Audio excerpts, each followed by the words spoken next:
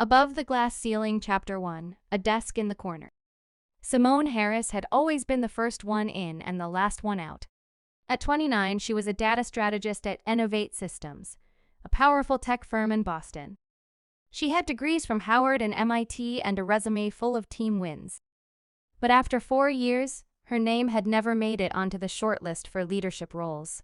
Her manager, Greg Walters, a 40-something ex-frat boy turned middle manager, rarely acknowledged her work beyond a curt nod. He'd say things like, "You've got potential, but maybe not the leadership style we're looking for, or clients may not relate to your approach." Words that meant nothing, yet carried the weight of institutional rejection. Behind closed doors, Greg often favored white, less experienced men. He called them culture fits. He handed out promotions like poker chips at a boys' night in Vegas. Simone saw the pattern. Everyone did Chapter 2, The Lost Opportunity. A senior team lead position opened up. Simone knew the numbers her projects had outperformed everyone else's in the last fiscal year. She prepared a stellar pitch deck, rehearsed her interview, and walked into Greg's office with resolve. Days passed. Then came the email: "We've selected Jeremy McBride for the team lead role. We encourage you to continue developing your leadership skills." Jeremy, whose biggest contribution had been coasting on Simone's models, the air left her lungs. She sat in her car for an hour after work, staring at the city skyline, wondering if it was all worth it. Should she leave? Should she speak up? Or stay silent like she always had? But something changed in her. Quiet rage turned to purpose. Chapter 3. The Rise. Simone didn't complain to HR. She didn't ask Greg why. She just started building.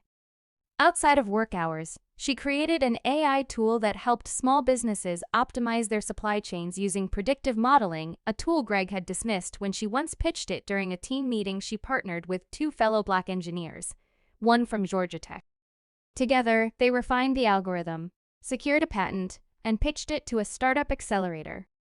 In 9 months, their platform EquityLink raised $3.5 million in seed funding. Tech blogs called her the woman revolutionizing logistics. Forbes listed her under 30 under 30. Investors lined up. And corporate leaders who once ignored her LinkedIn now reached out with offers. Chapter 4. Tables turned at a national tech conference. Simone was invited to speak on a panel about diversity in innovation.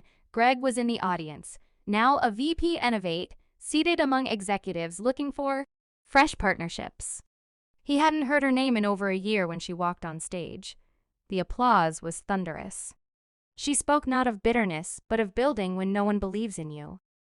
Of the fire that comes from being underestimated. After her talk, executives swarmed her. Greg approached hesitantly, smiling thinly. "Simone, impressive stuff. We should grab coffee. Innovate's really expanding our innovation pipeline. Maybe there's room for..." She paused, tilted her head, and said politely, "Greg, I appreciate the thought, but I'm building something that doesn't need your pipeline anymore." And with a calm grace, she turned away. Chapter 5. Beyond the Ceiling. EquityLink became a national tool adopted by over 4,000 businesses within 2 years. Simone hired diverse talent.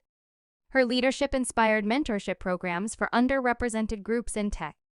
She built what she had once been denied opportunity. Years later, a documentary on trailblazing tech leaders closed with her words: "Sometimes the people who hold the doors shut are the same ones who'll wish they'd opened them for you." And so, Simone Harris didn't just rise above the glass ceiling. She shattered it and built a new floor for others to stand on.